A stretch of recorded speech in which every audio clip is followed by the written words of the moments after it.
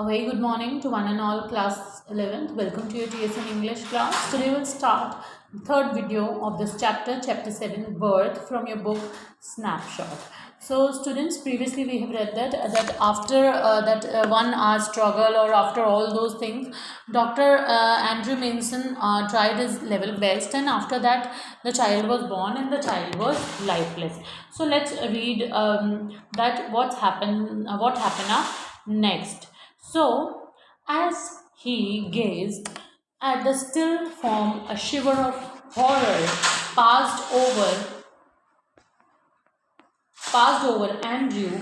After all that he had promised, his face, heated with his own exertions, chilled suddenly. He hesitated, torn between his desire to attempt to resuscitate the child and his obligation towards the mother, who was herself in a desperate state. The dilemma was so urgent that he did not solve it consciously, blindly, instinctively. He gave the child to the nurse and turned his attention to Suzanne Morgan, who now lay collapsed, almost pulseless, and not yet out of either. Upon her side, his haste was desperate, a frantic race against her ebbing strength. It took him only an instant to smash a glass ampule and inject the medicine. Then he flung down the hypodermic syringe and worked unsparingly to restore the flaccid woman. After a few minutes to feverish effort, her heart strengthened. He saw that he might safely leave her. He swung round in his shirt sleeves, his hair sticking to his damp brow. So students, what was going on? The child है, the child was was born, and it was it was like, so the child was like lifeless.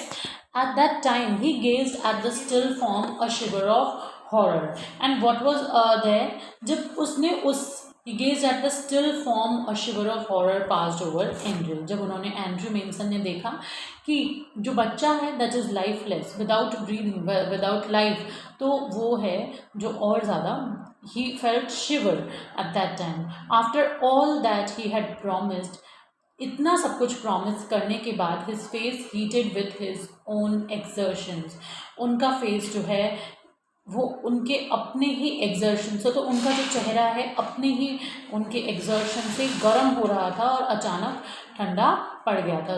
So chilled suddenly, so his face heated with his own exertions, उनका face जो इतनी तरह अपने खुद के exertion से heat up हो रखा था, चिल्ड सडनली, अचानक से वो फेस चिल्ड हो गया, यानी सडनली मीन्स रुक गया. He hesitated, torn between his desire to attempt to resuscitate the child, and he hesitated, वो बहुत हिचकिचा गए और उन्होंने बच्चे को वापस, desire to attempt that child, उन्होंने वापस प्रयास करा कि किस तरह वो उस बच्चे को वापस जिंदा करने की कोशिश करें, या torn between his desire to attempt the rejected child and his obligation towards the mother.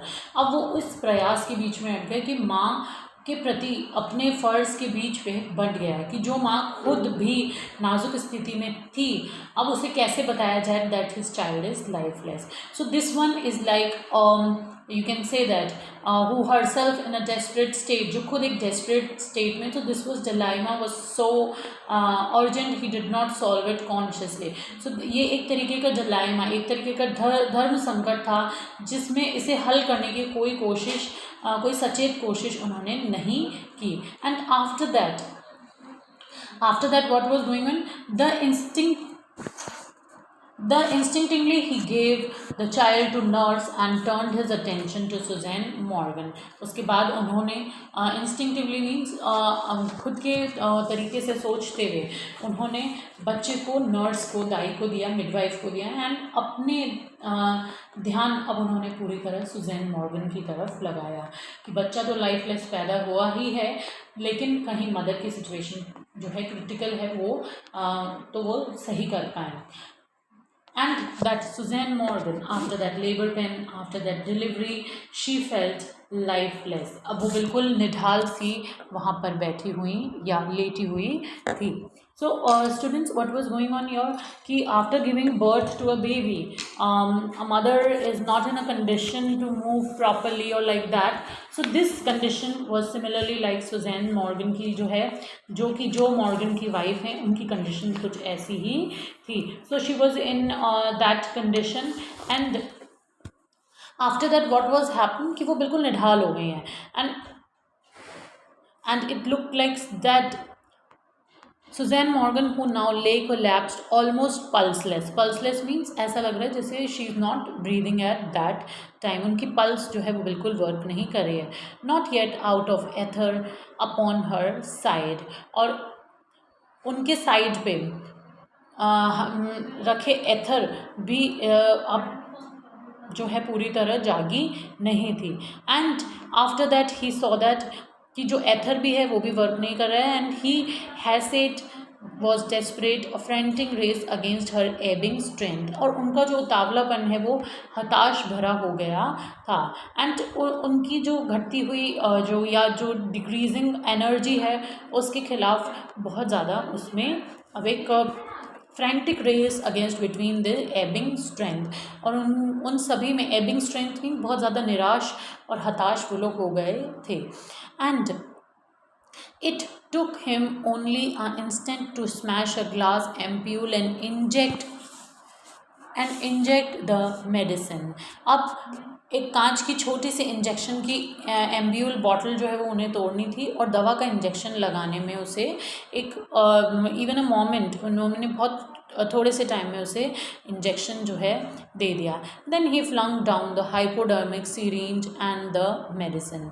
उसके बाद वो डॉक्टर एंड्रयू मेंसन जो है उन्होंने इंजेक्शन की सुई को नीचे डाल दिया. After that flung down that syringe. And जो मॉर्गन की वाइफ थी, दैट सुजैन मॉर्गन, उस बेजान सी महिला को फिर से जलाने से उन्होंने कोई अपनी तरफ से कोई इस तरह के कोई ऐसे प्रयास नहीं किए डॉक्टर एंड्रयू मेंसन ने जिससे कि सुजैन मॉर्गन को होश ना आए. That means he did every possible try. उन्होंने हर तरीके से ट्राई करा कि किस तरह सुजैन मॉर्गन की जो कंडीशन है वो इम्प्रूव हो जाए. आफ्टर दैट क्या हुआ, he flung under hypodermic syringe and worked the unsparingly to restore the flaccid women, क्योंकि वो बिल्कुल ही इस कंडीशन में थी. फ्लेसिड विमेन योर मीन्स इस कंडीशन में नहीं थी क्योंकि उनकी पल्स रेट भी वर्क नहीं कर रही थी. After a few minutes of feverish effort her heart strengthened, और कुछ देर के फ्यूवरिश एफर्ट या ज़बरदस्त एफर्ट्स के बाद जो है सुजैन मॉर्गन में थोड़ी सी उनके जो हार्ट है उसको थोड़ी स्ट्रेंथ मिली. And he saw that he might safely leave her, और अब डॉक्टर एंड्रयू मेंसन को लगा उन्होंने उनको सेफली वहाँ पर सुरक्षित छोड़ सकते हैं. And his shirt sleeveless, his hair sticking to his damp brow, और उनकी जो वो जो पलटा या उसके उनके जो बाल हैं डॉक्टर एंड्रयू मेंसन के, वो पसीने से इतने ज़्यादा भीग गए थे कि उनके फेस पे वो पूरी तरह चिपक गए थे. सो इस तरीके का इंसिडेंट पूरा यहाँ पे हुआ है. So let's read where is the child. अब मदर को क्योंकि होश आ चुका है तो she is obviously she is asking for her child. So उन्होंने अपने बच्चे के लिए पूछा कि बच्चा कहाँ पर है. Where is the child. The midwife made a frightened gesture, she had placed it beneath the bed. So midwife ने एक फ्राइटन जेस्टर, बहुत ही बिकॉज शी वॉज अफ्रेड कि मदर को अभी बताया जाए या नहीं बताया. She is not in condition कहीं वो वापस से वैसी सिचुएशन, पल्सलेस सिचुएशन में ना चली जाए उसकी mother. So in a flash Andrew knelt down, fishing amongst the sodden newspapers below the bed. He pulled out the child, a body perfectly formed. The limp, warm body was white and soft as tallow. The cord, hastily slashed, lay like a broken stem. The skin was of a lovely texture, smooth and tender. The head lolled on the thick neck. This the limbs seemed boneless. अब जैसे ही mother ने पूछा तो जो midwife हैं वो थोड़ा घबरा गई।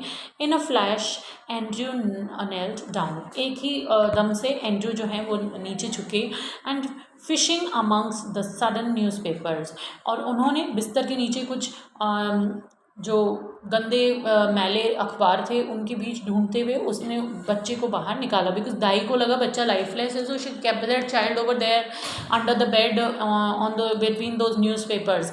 और फिर डॉक्टर एंड्रयू मिन्सन ने देखा कि बच्चे का पूरा शरीर जो है वो उन्होंने देखा and he examine that child is a boy, कि वो एक लड़का था, उसकी बॉडी जो है that is very very flexible and उसका शरीर गर्म सफ़ेद और नरम था एंड इट लुक्स लाइक, बिल्कुल एक ऐसा लग रहा था जैसे चर्बी की तरह रखा हुआ कुछ है।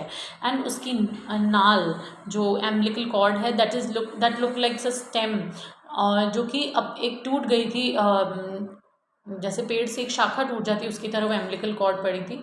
एंड जो बच्चा है उसकी सुंदर बनावट वाली स्किन जो है वो बहुत ही नाजुक थी और उसकी पतली सी गर्दन जो है वो उसके ऐसे बॉडी पे लुढ़क रखी थी। एंड उसके जो